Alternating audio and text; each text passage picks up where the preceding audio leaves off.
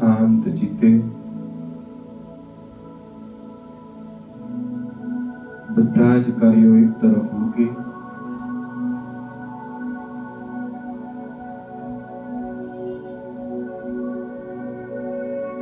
આપણા બધા જ વિચારો બંધ કરી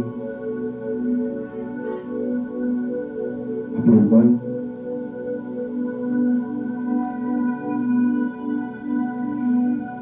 માથાના મસ્તિકા ઉપર સ્થિર કરીએ, જ્યાં સહસ્ત્રા ચક્ર આવેલું છે.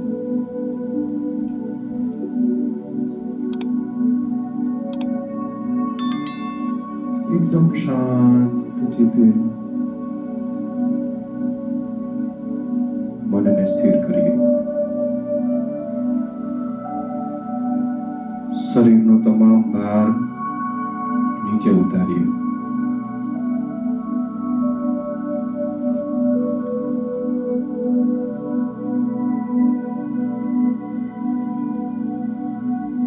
મનનો તમામ ભાર નીચે ઉતારીએ.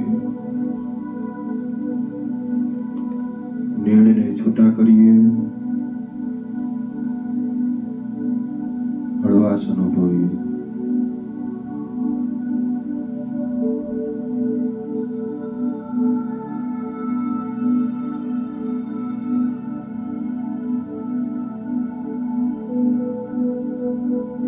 એકદમ ધીમે ધીમે ઊંડા શ્વાસ લઈએ.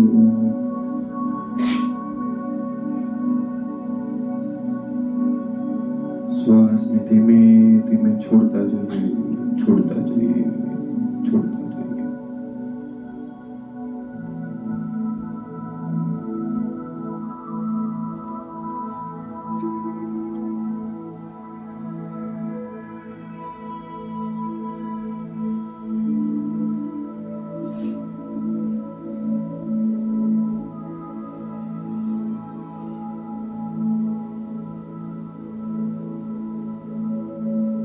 શરીરના એક એક અંગમાંથી મનને પસાર કરીએ. સૌપ્રથમ જમણા કાન તરફ પોતાના મનને લઈ જઈએ.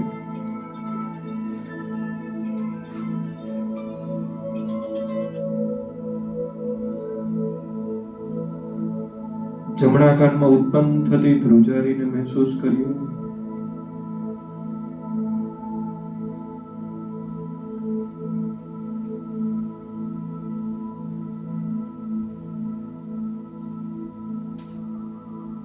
ધીમે ધીમે મન ડાબા કાન તરફ લઈ જઈએ.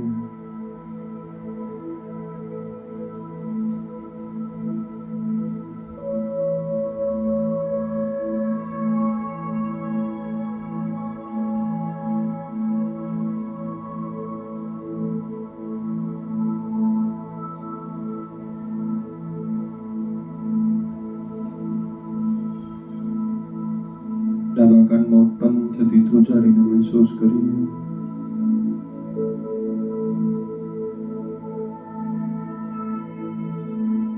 મહેસૂસ કરવાનો પ્રયત્ન કરીએ.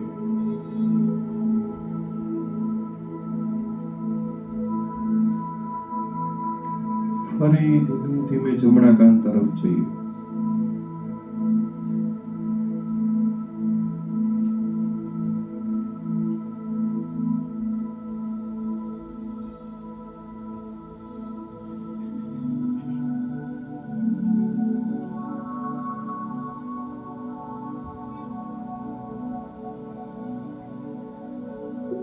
ધીમે ધીમે ડાબા કાન તરફ આવીએ.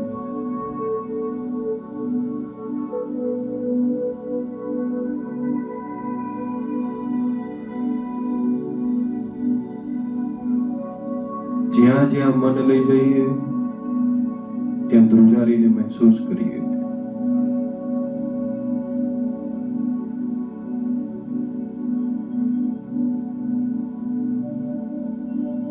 એકદમ ધીરે શાંત ચિત્તે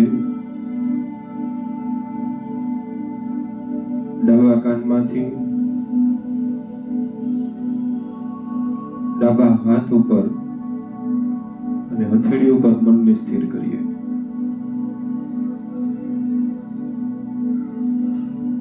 ડાબા હાથની હથેળી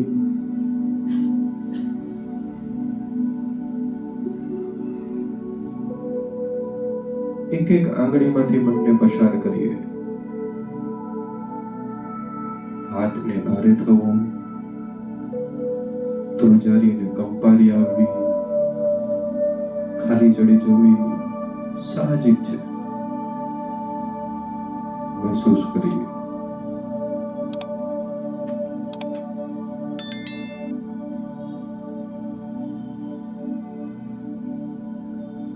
ધીમે ધીમે મન જમણા હાથની હથેળી ઉપર લાવીએ.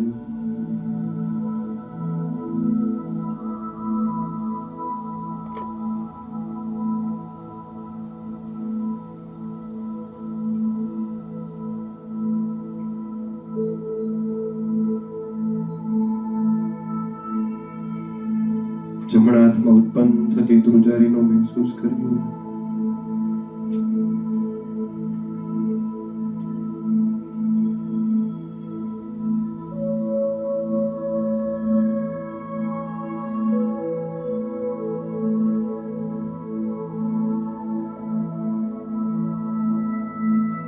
સંપૂર્ણ મન પગના તળિયામાં જવા દઈએ.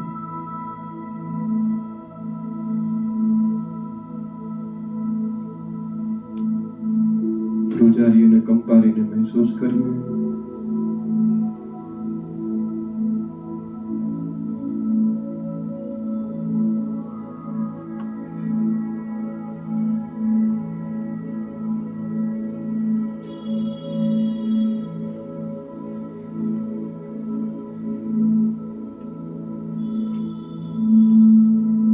પગમાંથી ધીમે ધીમે ધ્રુજારીને શરીર ઉપર લઈ જાઓ.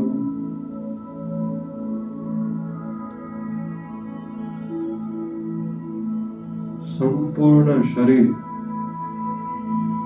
એ ઉર્જાથી ભરપૂર છે. સંપૂર્ણ શરીર એ વાઇબ્રેશનથી ભરપૂર છે.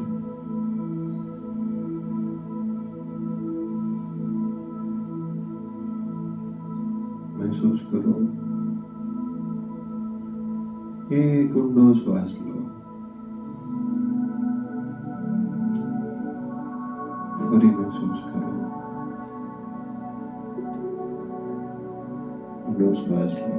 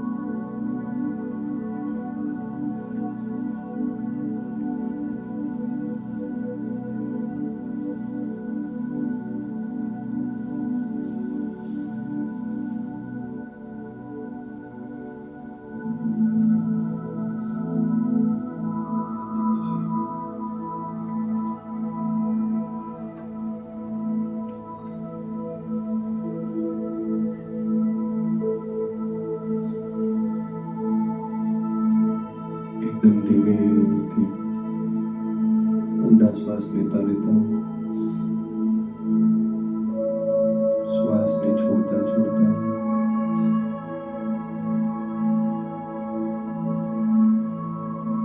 હળવેથી આપણી આંખો ખોલી નાખી. એકદમ શાંતિથી કોઈ પણ પ્રકારનું હલનચલન નહીં કરીએ.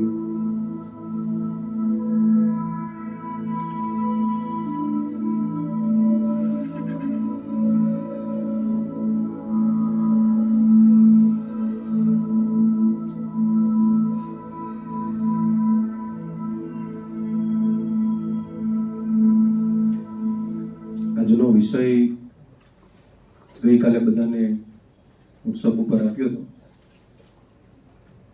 વિષય બહુ માર્મિક છે, કારણ કે આપણે બધા એમાંથી પસાર થઈએ છીએ. વિસર્જનથી સર્જન. 4-5 સવાલો મારે તમને સ્વૈચ્છિક પૂછવા છે બધાને. તો એ સવાલોના જવાબ તમારે મને આપવા પડશે. પેલું તો અત્યારે મેડિટેશનમાં કોઈને કઈ અનુભવ થયો હોય, હું ફીલ કરતો હતો, જેને જેને અનુભવ થયો હશે એને તમારા મુખ્ય સાંભળવું છે. વિકેશન ઓકે, ચાલો. વાઇબ્રેશન ફીલ થયું. બીજું કોઈ વાઇબ્રેશન ફીલ થયા હોય એવા કેટલા? ઘણા બધા. બીજો કોઈને કઈ અનુભવ થયો?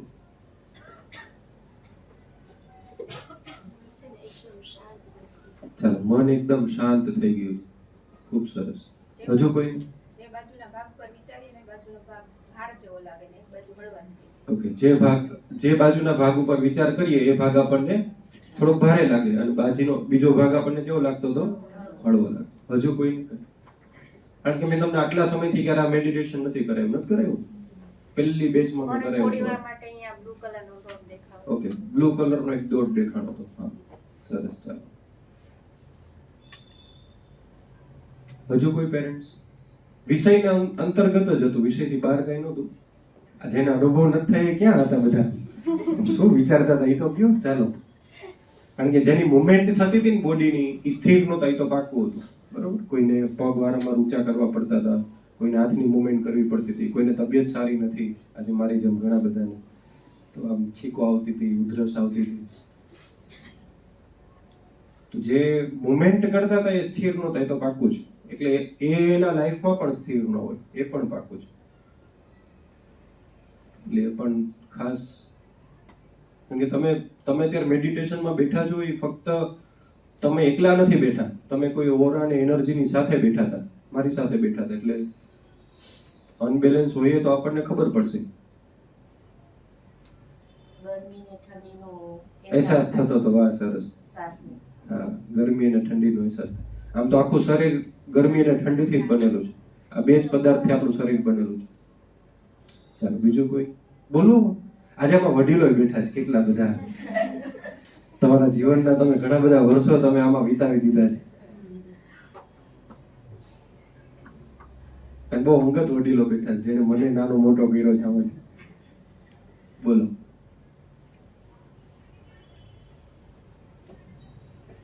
તમે જેટલા શાંત છો ને એટલો જ ગંભીર વિષય છે. પણ કદાચ મારી તબિયતના કારણે બધું નહીં લઈ શકું, પણ જેટલું લઈશ એટલું. બહુ સમજવા જેવો વિષય છે. એટલે આપણે એકદમ ઊંડાણથી એમાં જવાનું છે, એકદમ ઊંડાણથી. આજના વિષય ઉપર નાની ચર્ચા કરશું તો અત્યાર સુધી આપણે બાળક ઉપર કામ કર્યું છે. અત્યાર સુધી આપણો વિષય કેના ઉપર કામ કર્યો છે? આપણે બાળક ઉપર. એક વિષય આપણે સ્ત્રી ઉપર લીધેલો, કે જેમાં બાળકનો હાર્દ, બાળકનો પુંજ, એક માતા હોય, એક સ્ત્રી હોય, એવો વિષય લઈ લીધો. અને એક વિષય અત્યારે એવો છે કે જેમાં કોઈ સ્ત્રી પુરુષની વાત જ નથી. વિસર્જનથી સર્જન. એટલે મારે તમને પહેલો સવાલ એ પૂછવો છે, ગૃહિણી તરીકે, એક માતા તરીકે, એક સ્ત્રી તરીકે, એક પત્ની તરીકે, એ કોઈ બેન તરીકે, એક સવાલ એવો છે મારો તમને, કે ભોજન શા માટે લો છો? તમે જમો છો શા માટે? ખોરાક શા માટે લો છો? આજે હું આમ પૂછવા નહીં જાઉં, નહીતર તો આજ મારું સેશન આમનું પૂરું થઈ જશે. એટલે મને ઇન્ડિવિજ્યુઅલ જવાબ આપવા મળો સ્પીડથી. એટલે જો તમને ખબર જ નથી કે તમે શા માટે ખાવ છો, ખાવાનું બંધ કરી દીધું. આજે કેટલા જમીને આવ્યા છે હાથ ઊંચો કરો. એટલે પાણી છે 11? નથી પાડી ને ઈ બારોલું ટોપ મૂક્યો છે ને એમાં ડૂબકી મારી જાજો ખરેખર. તો ઓલું મુસ્લિમ સામ્રાજ્ય જે પાછળ દોડીને આવે છે ને તમારા ઘરમાં પહેલા આવી જશે, મને એવું લાગે છે. આ તો મેં પણ મારી ગુરુ આજ્ઞા તોડી છે. નિર્જળા ઉપવાસ હોય પણ કેપેસિટી નથી એટલે નિર્જળા ઉપવાસ નો થાય. તો નિર્જળા બધાએ કરવી જોઈએ. આજે ભગવાન સ્વયં નૌકા વિહાર કરવા માટે જાય. આજે ભગવાન સાક્ષાત એમ ઈ નદીની અંદર દરિયાની અંદર સ્નાન કરવા માટે જાય. આપણાથી કેમ પાણી પીવાય? ન પીવાય આજે આપણાથી પાણી. અતિ પવિત્ર એકાદશી છે અને એ દિવસે આજે આપણે બધા બેઠા છે. અને છેલ્લા 5 વર્ષથી આપણે વિસર્જન પણ એકાદશીના દિવસે જ કરીએ છીએ. ચાલો ખોરાક શા માટે લો? બા તમે બોલો. ચાલો શા માટે જમો તમે? શરીરને પોષણ. તમે બહાર નહોતા. કાકી બોલો. ચાલો શા માટે જમો છો? તમારે કેવું પડે બધાને જમાડો છો તમે. આપણે હાર્દિક સર ને જોયા હતા ને બધાએ સ્ટેજ ઉપર, એમના મમ્મી છે. બોલો કાકી શા માટે જમીએ છીએ આપણે? બીજાને ભૂલી જાઓ, તમે શા માટે જમો છો? તાજા મજા રહેવા માટે. તમે કાકી નહોતા. શરીર સારું રહે, તાજા મજા રહીએ, પોષણ મળે, તંદુરસ્તી રહે. પછી બોલો ચાલો ઝડપથી. શરીરને જરૂર હોય બધું મળી રહે એટલા માટે જ ખોરાક લઈએ છીએ. બીજો સવાલ, ન લઈએ તો શું થાય? હા, કોણ બોલ્યું સંતુલન બગડી જાય? હા, સંતુલન બગડી જાય. પછી કમજોરી આવે. ચાલો પછી જો વિસર્જન થી સર્જન શીખવાનું છે તો આજ વિષય આવશે એમાં બધા જ. ભોજન શા માટે લઈએ છીએ બધાને ખબર પડી ગઈ? બધા બોલ્યામાંથી મળી ગયો ને આપણને આન્સર. હવે બીજો આન્સર એવો છે કે ઈ ન લઈએ, ભોજન ન લઈએ તો શું થાય?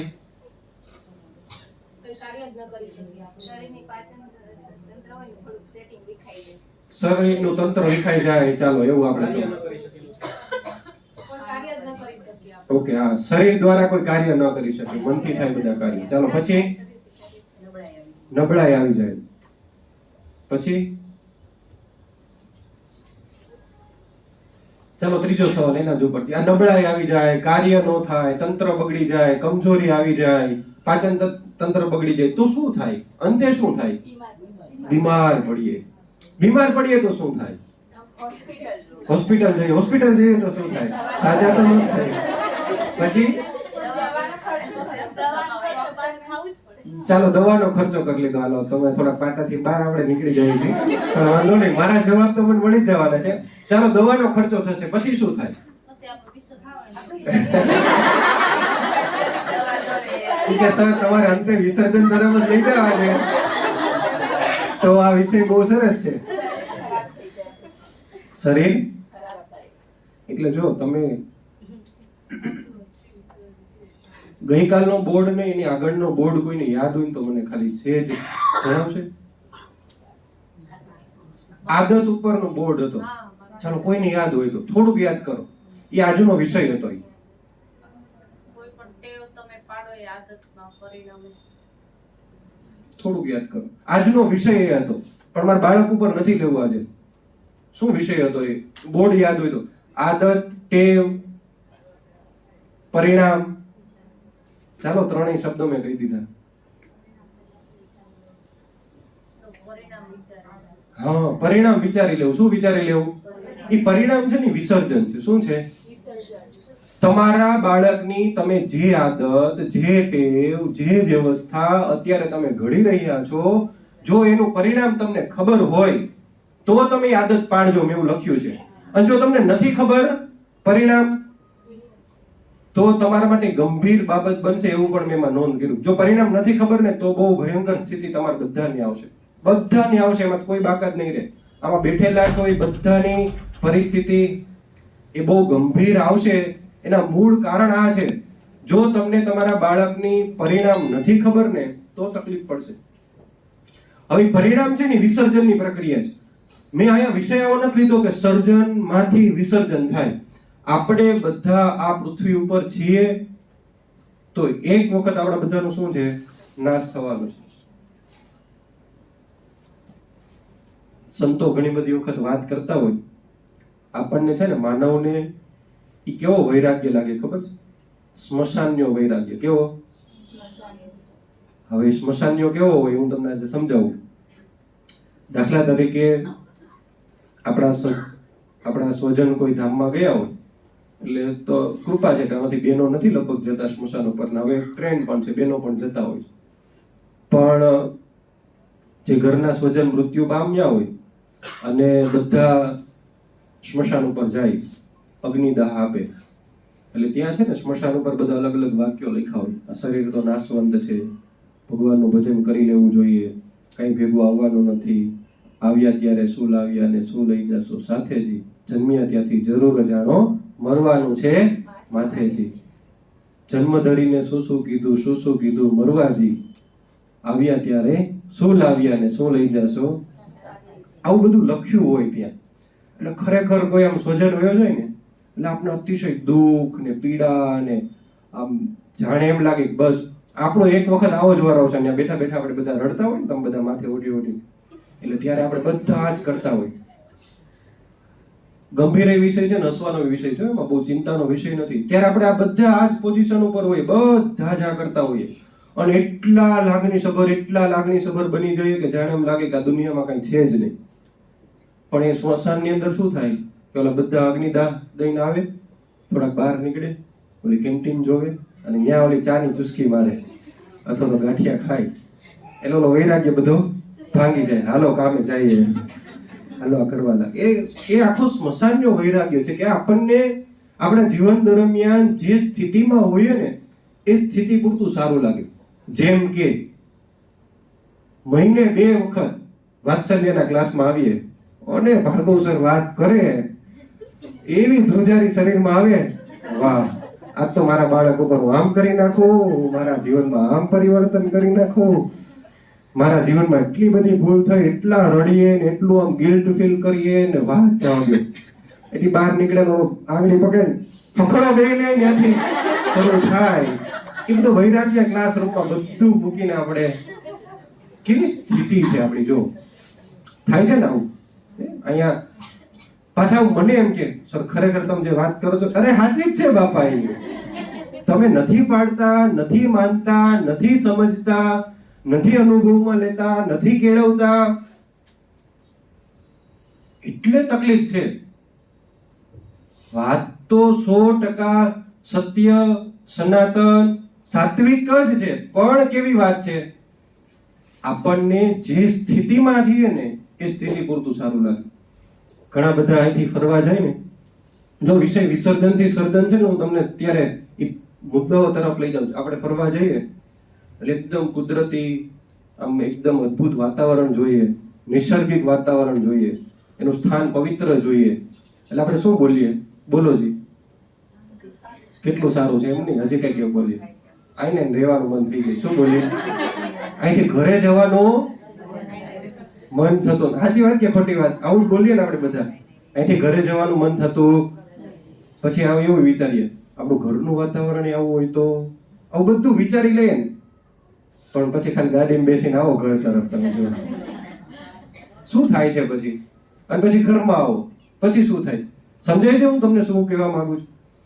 વિચારવાની એ વાત છે કે જે સ્થિતિ ઉપર આપણે છીએ ને એ સ્થિતિ પૂરતા જ આપણે એવા છીએ, પછી રહી નથી શકતા. એનું કારણ એ છે કે મને અને તમને વિસર્જન નથી ખબર, મને અને તમને પરિણામ નથી ખબર. જો આપણને આપણી વિસર્જનની વ્યાખ્યા ખબર હોય ને, જો આપણને આપણું વિસર્જન ખબર હોય ને, તો એ ક્રિયા કઈ તરફ જતું રહેશે? સર્જન તરફ. કઈ તરફ? એટલે વિષય કયો છે? વિસર્જનથી. વાત એ છે કે આપણે બધા પડ્યા છીએ સર્જનમાં. ક્યાં છીએ આપણે બધા? સર્જનની પ્રક્રિયામાં સારું બનાવવું, સારું કરવું, સારું દેખાડવું, સારું વાપરવું, સારી વ્યવસ્થાઓ કરવી, સારું બોલવું, સારી બધી જ ઘટનાઓ ઘટિત થાય એની અંદર ઇન્વોલ્વ થવું. બસ આપણે બધા સર્જનની પ્રક્રિયામાં ભાગીએ છીએ. એટલે અંતે શું આપણા માટે છે? દુઃખ, પીડા, તકલીફ ને વિસર્જન. પણ જે વ્યક્તિ પોતાના જીવનને એક વિસર્જનના માધ્યમથી કાર્ય કરતો થાય ને, એ માણસ કઈ તરફ જતો જાય? સર્જન. હવે એમાં આપણે ઉદાહરણ લેવા હોય તો સંતોના લઈ શકાય. જેવા તેવા સંતની વાત નથી કરતો, જેવા તેવા વ્યક્તિઓની વાત પણ નથી કરતો. એવા વ્યક્તિઓ પણ છે કે જેમણે પોતાના જીવનને વિસર્જનથી સર્જન તરફ એમણે ગતિ કરી છે. એવા વ્યક્તિઓ પણ છે. જ્યાં તમને તમારો મર્મ સમજાઈ જશે ને, મેં તમને પૂછ્યું કે શા માટે જમવું જોઈએ. બહુ સાચી વાત છે કે શરીરને સાચવવા માટે આપણે એક બીજું ઉદાહરણ લઈએ, કપડાનું. કપડા શા માટે પહેરવા જોઈએ? તો ઘણા એવો જવાબ આપશે, શરીરને ઢાંકવા માટે. શરીરને ઢાંકવા માટે નથી, શરીરને પોષણ આપવા માટે વસ્ત્રો. જો ખાલી ઢાંકવા માટે હોય ને તો તમે શિયાળાની અંદર ધાબળો પહેરી ઓઢીને ન આવો. તો તમે ઉનાળાની અંદર બહુ આછા કપડા પહેરીને ન તમે આટા મારો. શરીરને પોષણ મળી રહે, શરીરનું રક્ષણ થાય એના માટે આપણે કાર્યો કરીએ.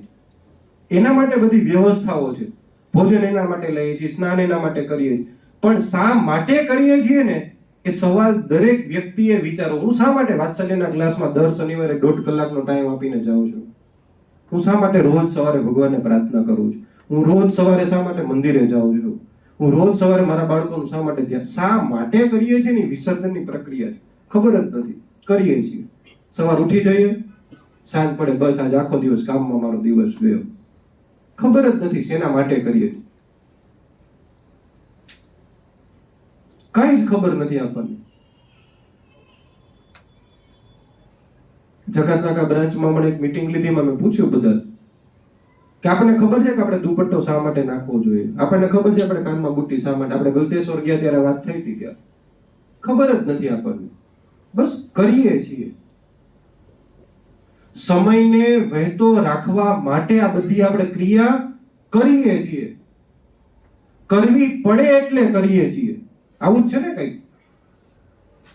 કરવું પડે એટલે કરીએ છીએ. છોકરા ઉછે, છોકરાને અરે આ મને બહુ સરસ એક વાક્ય યાદ આવ્યું. ગઈકાલે અમારા પાડોશી અમારા ઘરે એના બાળકને લઈને આવ્યા. એટલે હું સવારે કાલે નાસ્તો કરતો હતો, બટેકા પૌવાનો. ભેગી શિક્ષા બેઠી, બાજુનો છોકરો છે એ પણ બેઠો ને એક આ બાજુ પાડોશમાં એક ઢીંગલી એ પણ. એટલે બધા જ આમ નાસ્તો કરતા હતા. અને થોડી વાર થયો ને તો વરસાદના છાંટા આવ્યા. તો શિક્ષા અને બાજુનો છોકરો ને બધે દોડીને તરત આમ બહાર ગયા. તો જેના હાથમાં બહુ નાનું બેબી છે, જો લગભગ 5-6 મહિનાનો હશે, એટલા મહિના થયા છે એમ. તો એ બેન કેવું બોલ્યા ખબર છે? તરત જ એ કે આવું થાય ત્યારે આપણે એમ થાય કે છોકરા ન હોય ને તો સારું હોય. એટલે આવું એટલે શું થયું કે દાખલા તરીકે અત્યારે જેટલા છોકરાઓ છે ને, આમ તો મોટે ભાગે અત્યારે છોકરાઓ બીમાર છે. મેં તમને વચ્ચે મેસેજ છોડી દીધો કે ગભરાતા નહીં. હજુ તડકો પડશે ને એમ શરીરની અંદરની વ્યવસ્થાઓ જો ડોક્ટર બેઠા છે આ પાડે છે બેઠા તો શરીરની અંદરની વ્યવસ્થાઓ એ સ્ટેબલ ન રહે ને એટલે એ બીમારી આવે. એનાથી ગભરાવાની જરૂરિયાત નથી એમ. એ થવાનું જોઈએ, અનબેલેન્સ થાય બોડી એમ. તો બીમાર પડે. હવે બહાર વરસાદ આવતો હોય, છોકરાને તો એ ન ખબર પડે કે આ વરસાદના છાંટા મને નુકસાન કરશે. એટલે છોકરાઓ બધા દોડીને બહાર જતા રહ્યા. એટલે પછી આપણે બોલાવતા તું અંદર વહી આવ, વરસાદ આવે છે, શરદી થઈ જાય. હવે એને શરદીની વ્યાખ્યા નથી ખબર, એને વરસાદની વ્યાખ્યા નથી ખબર, એને કઈ જ નથી ખબર. પણ જો આપણા મોઢામાંથી કેવો શબ્દ નીકળી ગયો?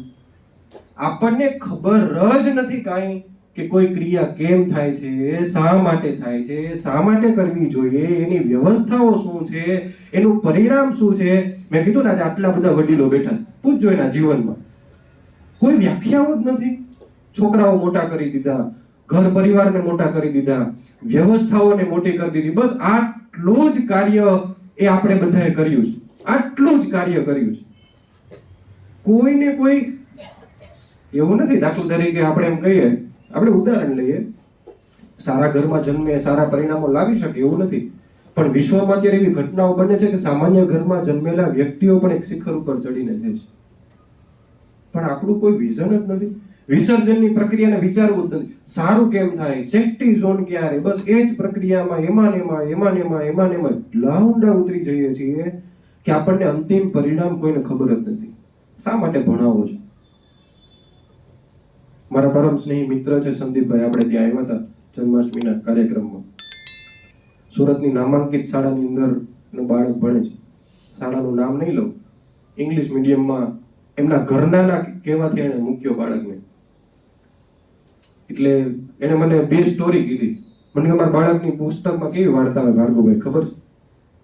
કે કૃષ્ણ હતો ને એક ફિરોઝ હતો. ઇંગ્લિશની અંદર Krishna is the bad boy and Firoz is a good boy. આવી વાર્તાઓ ભણાવાય છે. What is Firoz and what is Krishna.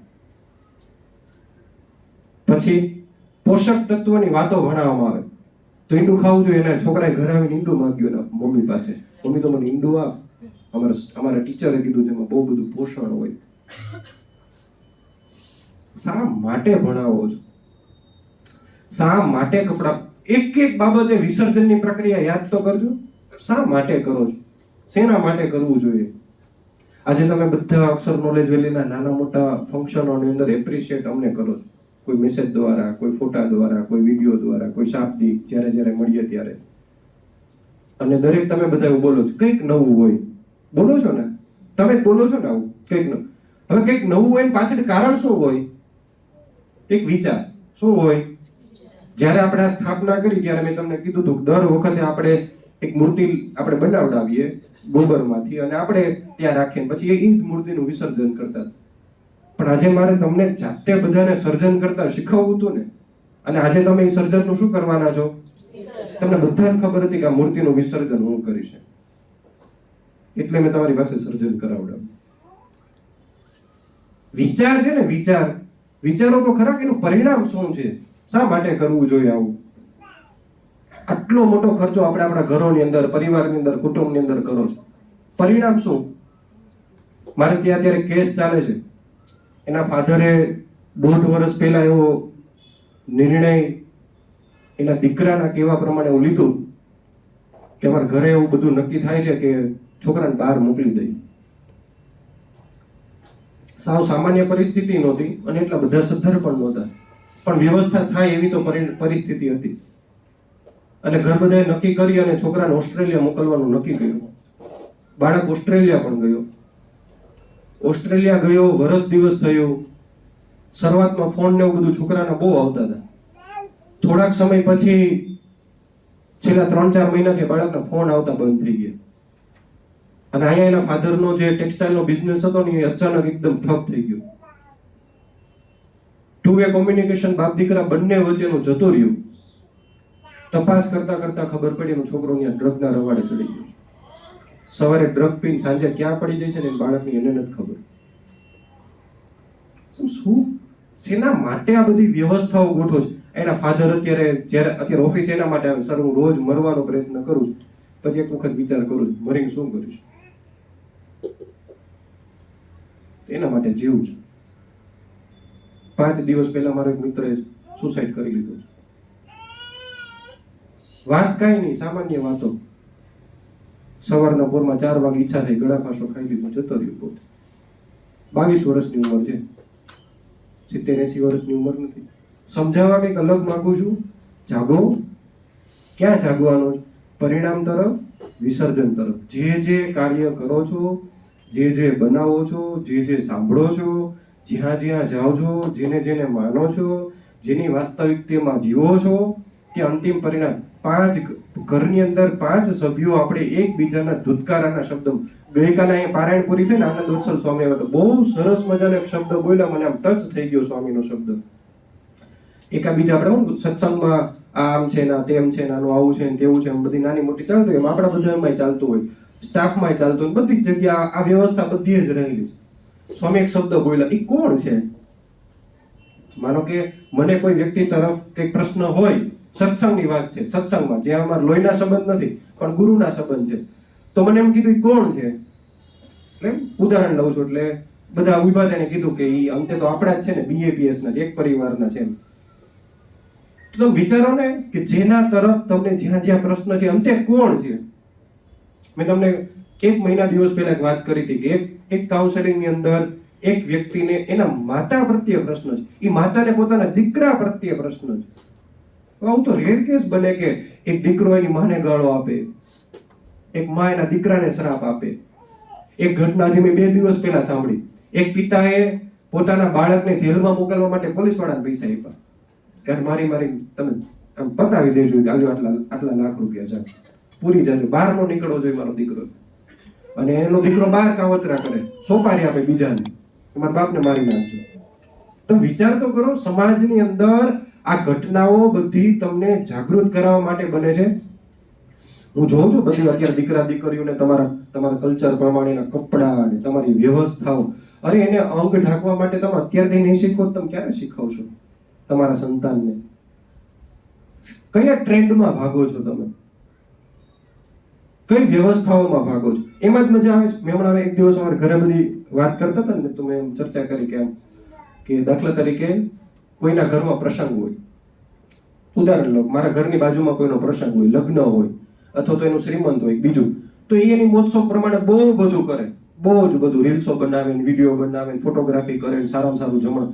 ત્યારે આપણને થોડુંક એમ થાય, કાળું ભગવાન આપણને આવી પરિસ્થિતિ ન આપી એટલે આપણે ન કરી શક્યા. થાય ને આવું? સ્વાભાવિક છે કે આપણને દુઃખ થાય. એટલે એનો મતલબ શું થયો? એની વ્યવસ્થાઓ જોઈને તમને આવું થાય છે, પણ તમને એવું નથી થતું કે હું જ્યાં છું ત્યાં બહુ ખુશ છું, એમ હું જે સ્થાન ઉપર છું ને એ સ્થાન ઉપર હું અતિશય ખુશ છું, એવું નથી થતું આપણને. આપણને શું થાય છે કે ત્યાં આટલી વ્યવસ્થાઓ છે, ત્યાં આટલું પરિણામ છે, ત્યાં આટલું બધું જાહો જલાલી દેખાય છે, મારે ત્યાં નથી. હમણાં હાર્દિકભાઈ 2 દિવસ પહેલા ઓફિસ આવ્યા ને, બહુ સરસ વાત કરી કે આપણે કમાણી છે ને એ આપણા માટે નથી કરવી, પણ સમાજને કે બદલવા માટે આપણે કરવી પડશે. બહુ સાચી વાત છે. ક્યારેક અમને એવું લાગે કે અમે આ શેના માટે દોડીએ છીએ? હવે આટલો ટાઈમ મારા ઘરમાં આપો ને તો મારું ઘર સોનાનું બની જાય કાલથી. કારણ કે મારે કઈ તમે એક ખાલી શનિવાર આવો એના માટે ન હોય, આખો દિવસ આ જ ચાલતું હોય. તો આટલો ટાઈમ અમે સામાજિક પ્રવૃત્તિઓમાં આપીએ છીએ, જગ્યાએ થોડીક આમ નો મેં ભલે હું આમ ન વયો જાઉં ક્યાંક એ આનંદ કરવા માટે હિમાલયમાં, જંગલમાં, શું કામ આ બધી મહેનત કરીએ? તો ક્યારેક એમ થાય છે કે આ જીવન છે ને આના માટે જ વેડફવાનું, આના માટે જ આપવાનું. થોડુંક વિચારજો. આ વિસર્જનની પ્રક્રિયા એ સર્જન તરફ લઈ જવા માટે છે, નહીતર ખાલી સર્જનની પ્રક્રિયામાં બેઠા રહેશો ને તો ક્યારે અંત આવી જશે ને નહીં ખબર પડે. હમણાં જો હીરામાં મંદી આવી છે તો હચ મચી ગયા છે, આપણે અનબેલેન્સ થઈ ગયા છે, આપણે ખબર જ નથી. શું કામ નથી ખબર? કોઈ પરિણામ વિચાર્યું જ નહોતું, કાંઈ પરિણામ નહોતું વિચાર્યું. મેં જ્યારે જીરા છોડીને હું સુરત પહેલી વખત આવ્યો એટલે સંકલ્પ એટલો જ હતો કે જેટલું પામીને આવ્યો છું ને એનાથી અનેક ગણું કરવું છે, પણ એના માટે જીવન નથી બહુ લાંબુ વિતાવું. અને સીધો જ હાર્દિકભાઈના ઘરે ઉતરો એટલે એમની પાસે એક નાની બાઇક હતી, એક જ બાઇક આખા ઘરની અંદર. અને મિત્ર એમ મને એમ કીધું કે જા તું આ બાઇક રાખ તારી પાસે, તારે જે કરવું હોય તું કરી લેજો. તો પરિણામ મને ખબર હતી 5 વર્ષની અંદર કઈ સ્થિતિ સુધી પહોંચવું છે ને આપણને ખબર જ નથી. બધું જ આમ આંખ બંધ કર. ભગવાને તો મને એમ લાગે ગાંધારીને ખાલી પટ્ટી બાંધી હતી, તમને અંદર કંઈક મોતિયા બેસાડી દીધા હોય, ફિટ થઈ ગયું હોય ને આપણે આપણા મગજની અંદર. વ્યવસ્થાઓમાં કઈ જ ખબર નથી પડતી. ટ્રેન્ડ ચાલે, અલગ અલગ પ્રકારના ખાવા પીવાના ટ્રેન્ડ ચાલે, વ્યવસ્થાઓના ટ્રેન્ડ ચાલે, પરિસ્થિતિઓના. મારા ઘરની અંદર મારું ઘરો પહેલી વખત સમોસા બન્યા હમણાં. દીદી હમણાં જ બન્યા આપણે કેટલો ટાઈમ થયો? અઠવાડિયું 15 દિવસ. અને શું કામ બન્યા ખબર? મેં ફોર્સ કર્યો. મને એવું ખાલી વિચાર આવ્યો કે ઘણી વખત આપણે કંઈ ઉત્પન્ન નહીં કરાવીએ તો ઘરમાં અમુક ક્રિયા થશે જ નહીં. તો કેટલો સ્ટ્રિક્ટ ખબર છે? કાલે સમોસા બનવા જ જોઈએ આમ. અને ઘરમાં જેટલી વાર ડોકું કાઢું ને એટલી વાર ખાલી યાદ કરું સમોસા સમોસા સમોસા. અને મેં મારો પ્રોટોકોલ તોડ્યો. સમોસા મેંદો નાખવો પડે તો રવાનું પ્રમાણ વધારે રખાયું, મેંદાનું પ્રમાણ પણ બનવા જ જોઈએ, ખાવા જ પડે, કેમ ન ખવાય? પણ હું આજે એમ કહું છું, આજે એવા અનેક ઘરો છે કે જેમાં રોટલી જ ક્યારેક બનતી હશે. તો પરિણામ જ નથી ખબર, વ્યવસ્થાઓ જ નથી ખબર. હું અત્યારે આપણી સ્કૂલ બાબતે એક બાબતે બહુ ખુશ છું, ફૂડમાં, કે જેમાં મારે હવે પ્રશ્ન નથી. નહીંતર શરૂઆતમાં થોડીક માથા જોક થતી હતી તમારા બધા હારે, પણ હવે સારું છે એ બાબતે. એટલા તો જાગૃત થઈ જ બીજો આનંદ ગણપતિ દાદા વખતે થયો, બહુ આનંદ થયો, લાડવા રોજ આવ્યા, રોજ બધાય ખાતા, જાતે બનાવીને આપ્યા. અને મેં અમુક લાડવા હું રોજ જોતો, બધા લાડવા. એમાં વધારે આનંદ મને કયો થયો છે ખબર? જે મમ્મીએ ફક્ત ચૂરમું કરીને ઘી ને ગોળ નાખીને આપ્યા છે ને, મમ્મી ઉપર વધારે રાજી થયો. કે એની પાસે કદાચ વ્યવસ્થા નહીં હોય, ટાઈમ નહીં હોય, ઘરે નહીં કરી શકે એમ હોય, અથવા જે કંઈ વ્યવસ્થા છે, જેને પ્લાનિંગ સાથે બનાવ્યા છે તો એપ્રિશિએટ કરવા માટે જ છે, તો ગુડ જ છે. પણ જે મમ્મી પાસે સમય નહોતો, વ્યવસ્થા નહોતી, કંઈ જ નહોતું, એને ફક્ત ભાખરીને ચોળીને વ્યવસ્થિત ગોળ ને ઘી નાખીને આમ લાડવો વાળી દીધો છે ને, એમ બરોબર ન વળ્યો, મુઠ્ઠીમાં લઈને મૂકી દીધો, એમાંય મને વધારે આનંદ થયો. કર્યું છે તમે કોઈ કાર્ય? આવું વિચારજો, બહુ ગંભીર બાબતો છે. પાછળ દોડીને બધા આવે જ છે, એ લોકો જરાય ઊભા રહેવાના નથી, એ જરાય કઈ બાકી રાખવાના નથી. મેં તમને આજથી ઘણા સમય પહેલા એમ કીધું હતું કે આમ તમે વરાછામાં કે આમ ક્યાંક ડોકું કાઢો ને તો તમને નોનવેજ કે ઈંડાઓ નહોતા દેખાતા. કીધું હતું ને આવું મેં તમને? અત્યારે મારા તમારા ઘરની બાજુમાં આવી ગયા. એટલે એ આવ્યા એની પાછળ આપણને કઈ વાંધો નથી, પણ આપણો વર્ગ ત્યાં પહોંચી ગયો છે ને એ તકલીફ છે. પરિણામ નથી ખબર, વ્યવસ્થાઓ નથી ખબર. અને સૌથી મોટી વાત એ છે કે આપણે બધા ટ્રેન્ડની પાછળ ભાગીએ છીએ. અત્યારે ટ્રેન્ડ છે કયો? તો કે મોજ મસ્તીનો, આનંદ કરવાનો, એકબીજાને દેખ, એનું કામ કરે છે. હું બોલું મારા હું ધ્યાન દો નહીં, બાળકે બોલે ત્યાં ધ્યાન આપે છે બધા. વિષય કયો છે? ટ્રેન્ડની પાછળ ભાગવાનો. બધા એની પાછળ ભાગે છે કે આવું સારું લાગે, આ મોજ મસ્તી કરાય. હમણાં જ આ તમે અત્યારે ગણપતિ ઉત્સવમાં બધા જોયા કેવા ગીતો વાગતા હોય. આપણે ગયા વર્ષે આ વિષય વાત કરી હતી, ચુમ્મા ચુમ્મા દે દે, અને ગણપતિ બાપા પાછળ આવતા હોય, આ બધા ગીતો વાગતા હોય દાદાની આગળ પાછળ. અને એમાંય પાછા આપણે બધા ભક્તિભાવપૂર્વક નાચતા હોય, કૂદતા હોય, અને આપણે આનંદ લાગતો હોય આપણે બધાને. એટલે હવે અંતિમ વાર્તા કરી દઉં કે સંગ બળા કે સ્વભાવ બળા? કોણ બળું? સંગ બળા કે સ્વભાવ બળા? હજી પણ પૂછું એટલે હમણાં બદલી જાઓ બધા. સંગ બળા કે સ્વભાવ બળા? સંગ બળા, સ્વભાવ બળા? હું પાણી પીવું. નક્કી કરો તમે.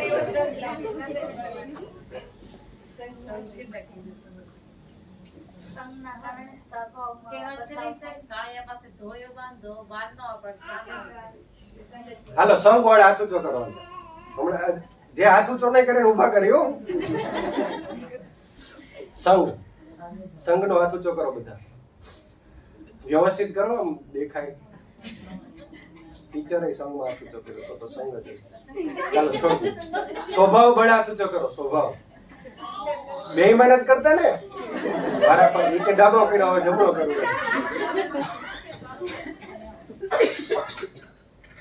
બોલો યોમના મમ્મી, સ્વભાવ ક્યાં માટે મોટો છે?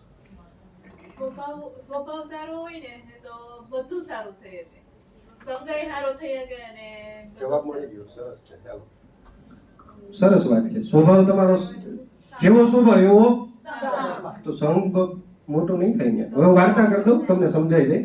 વાર્તાના માધ્યમથી સમજીએ એટલે બહુ સરસ રીતે સમજાઈ જશે. અકબર અને બિરબલની વાર્તાઓ સાંભળી છે ને ઘણી બધી. એક વખત રાજ દરબારની અંદર આવી રીતે બધા બેઠા હતા અને બિરબલને મજા જ આવતી અકબરની થોડીક સવાલો જવાબ કરવાના. એટલે એણે એમ કીધું કે જહાંપનાહ સંગ બળા કે સ્વભાવ બળા?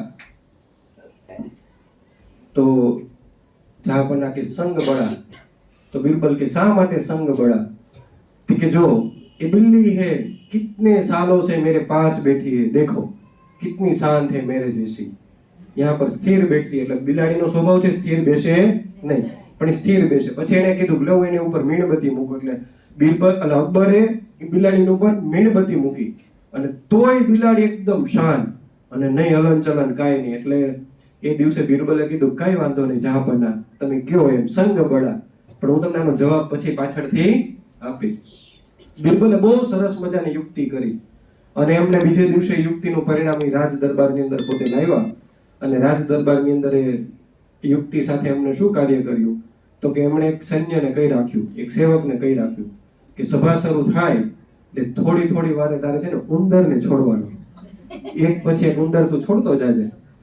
એટલે બિરબલના કહેવા પ્રમાણે જેવો ઈશારો થયો એટલે એક ઉંદર છોડ્યો, બિલાડી શાંત. બીજો ઉંદર છોડ્યો, બિલાડી શાંત. ત્રીજો ઉંદર છોડ્યો, બિલાડી શાંત.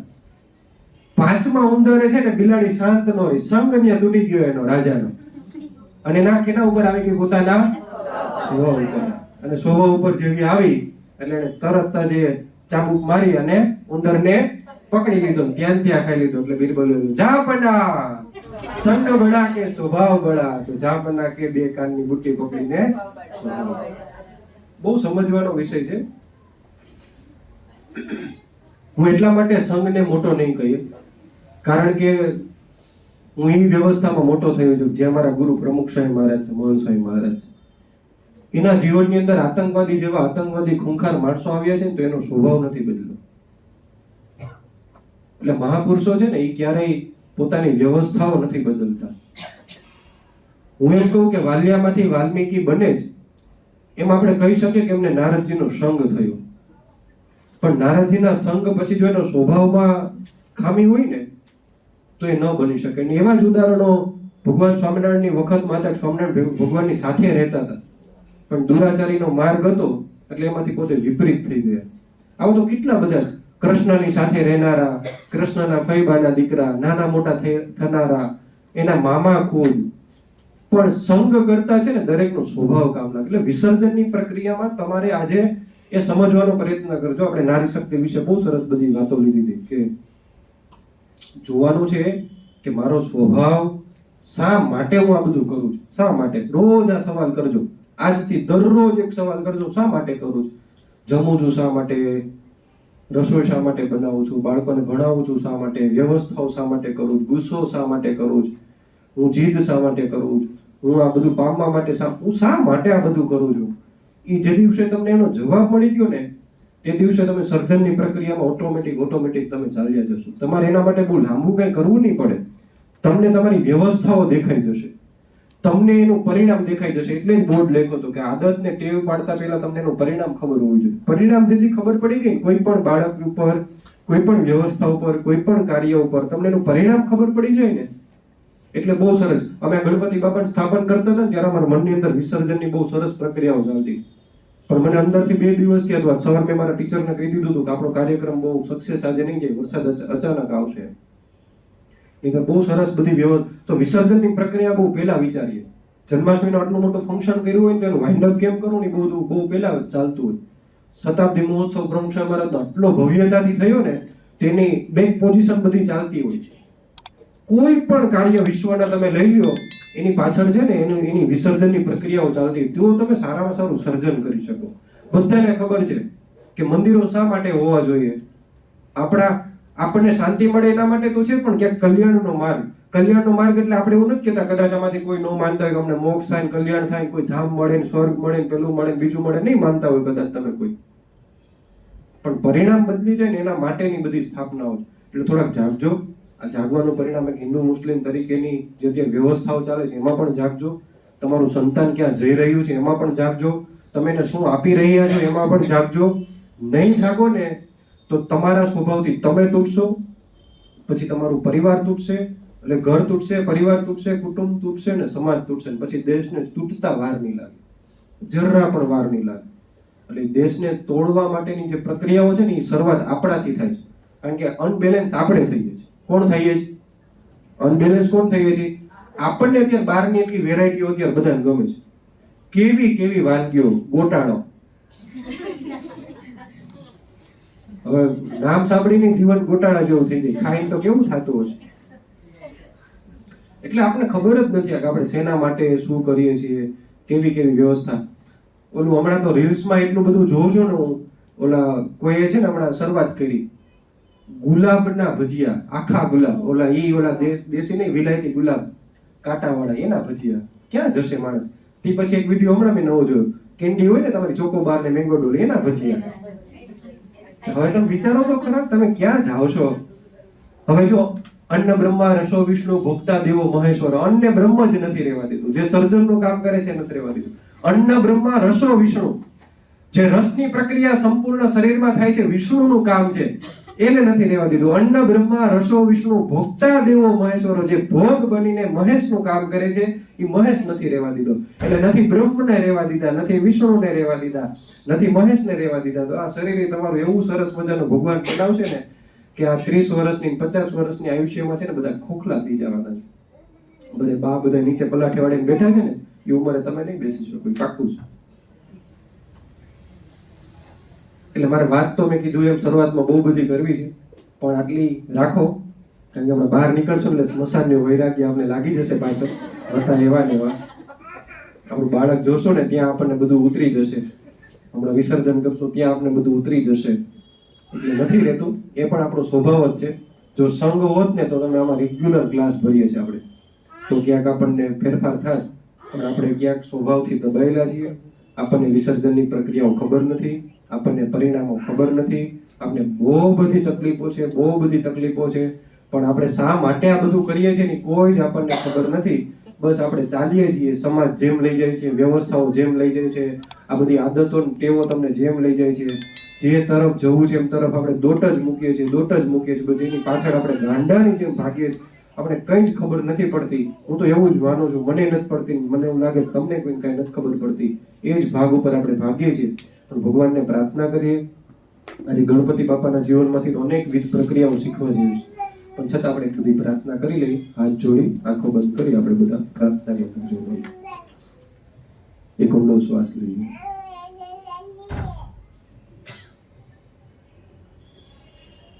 પેલા તમે તમારી મનવંચિત પ્રાર્થના ભગવાનને જે કરવી હોય તે પ્રાર્થના કરજો.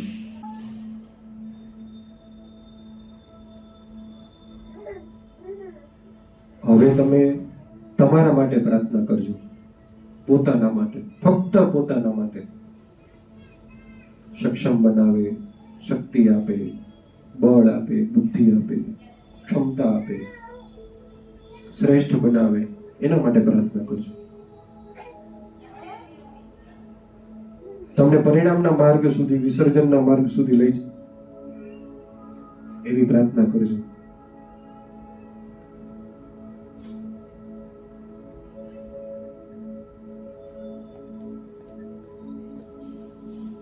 એકદમ દિવ્યતાથી પ્રાર્થના કરીએ.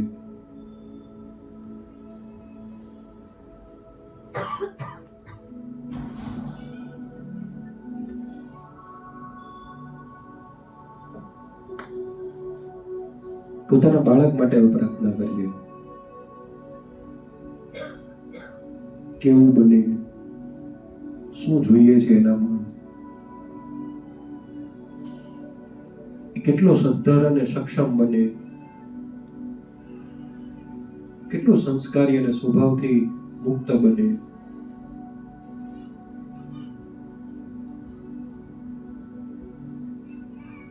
એમની દિવ્યતા કેવી હશે એ બધી પ્રાર્થના કરીએ.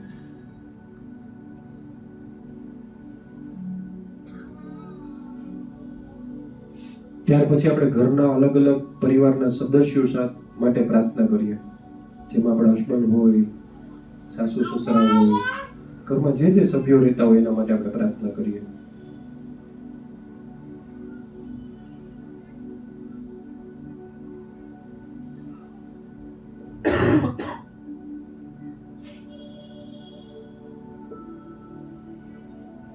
તેમનું સ્વાસ્થ્ય સારું રહે, ધન સંપત્તિથી સમૃદ્ધ બને,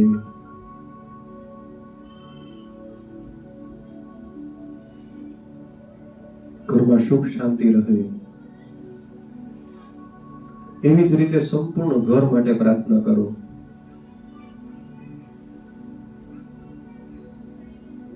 બધા દ્વેષ મૂકીને પ્રાર્થના કરો. અંતે આપણા જ. કોના માટે આપણે ઝઘડીએ, કોના માટે આપણે બોલીએ? ખરેખર એને કઈ થઈ જશે તો અંતે તો દુઃખ આપણને થવાનું છે, છતાં દ્વેષ કેનો રાખીએ? મારા છે એવો ભાવ સાથે આપણે પ્રાર્થના કરીએ ભગવાન. આ પ્રાર્થના કરતા કરતા ગદગદ ભાવે માફી માંગી લેજો જે તે વ્યક્તિઓની, જાણે અજાણે બોલાઈ ગયું હોય, કહેવાઈ ગયું હોય.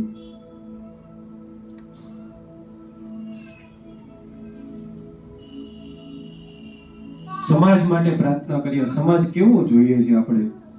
સમાજ કેવો બનવો જોઈએ? કારણ કે સમાજનું એક અંગ આપણે છીએ. એ સમાજ માટે આપણે પ્રાર્થના કરીએ.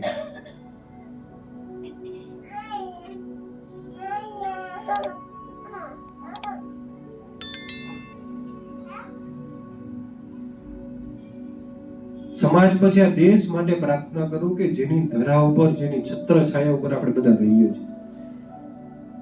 જ્યારે દેશ ઉપર સંકટ આવશે ને, આપણા ઘર ઉપર સંકટ આવશે. દેશ માટે પ્રાર્થના કરીએ. દેશમાં કામ કરી રહેલા તમામ વ્યક્તિઓ માટે પ્રાર્થના કરીએ કે આપણા માટે જજુમે છે.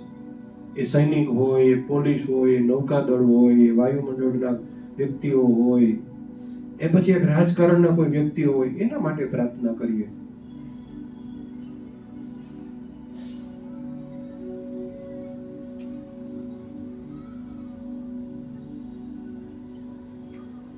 અને ફરી પોતાના માટે પ્રાર્થના કરીએ.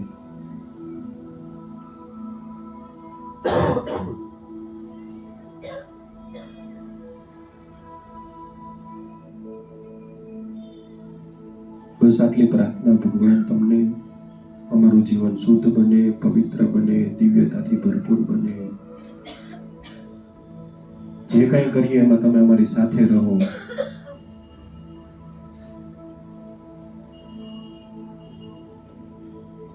અમારાથી નાની મોટી ભૂલ થાય તો માફ કરો. નવી દ્રષ્ટિ આપો, નવા વિચારો આપો. જે કરીએ કુટુંબ માટે કરીએ, પરિવાર માટે કરીએ, ઘર માટે કરીએ, સમાજ માટે કરીએ, વ્યવસ્થાઓ માટે કરીએ.